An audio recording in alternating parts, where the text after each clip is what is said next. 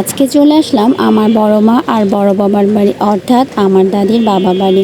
এটা হচ্ছে সেই বাড়ি যেখানে আমার দাদি, তার ভাই, তার তাদের সন্তানাদি সবাই এখানে জন্মগ্রহণ করেছে। কত স্মৃতি না এই বাড়িতে লুকিয়ে আছে।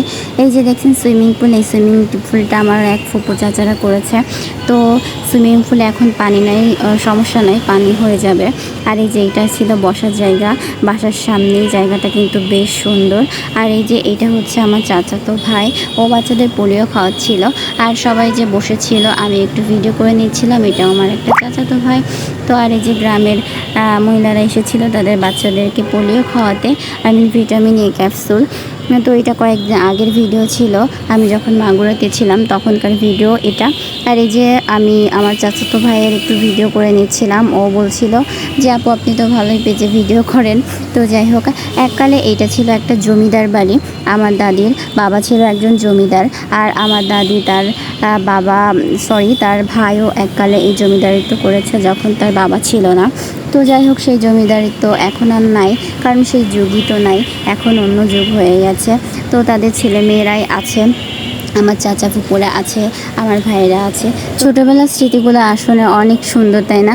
আসলে আমিও ছোটোবেলায় এইভাবে পোলিও খেতে আসতাম এই বাড়িতে, আর এখন আমার ছেলেকে নিয়ে এসেছি। এই যে আমার ছেলেকে পোলিও খাওয়ানো ছিল, আর গ্রামের এই যে কত বাচ্চারা ওরাও এসেছে পোলিও খেতে। আর এই যে আয়াতের খাওয়ানো হচ্ছিল, সেদিনের ভিডিওতেও দিয়েছিলাম। তো আসলে এই ছোটোবেলার স্মৃতিগুলো থেকেই যায়। আর কত মানুষই ছিল এই বাড়িতে একশো সময়, এখন আর নাই।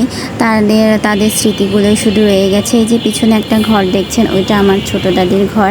ওইটা ছিল কিন্তু দুইতলা ঘর, কাঠের, সেই অনেক আমলের। আর পিছনে আমার এই যে পিছনে আর একটা ঘর আছে, সেই আমার দাদা দাদির আমলের, মানে তার বাবার আমলের ঘর এইটা। ওই যে পিছনে আর একটা আছে সেটা। তো হচ্ছে ওই ঘরে কত স্মৃতি না আছে। এই যে পাশে এই ঘরগুলো, তো মানে মানুষগুলোই থাকে না। সবাই যেন যেখানেই থাকুক ভালো থাকুক, আল্লাহ তাদের ভালো রাখুক, বেহেশতে নসিব করুক। আমার আজকের ভিডিওটা আপনাদের কেমন লাগলো অবশ্যই জানাবেন, আর সবাই ভালো থাকবেন। আল্লাহ হাফেজ।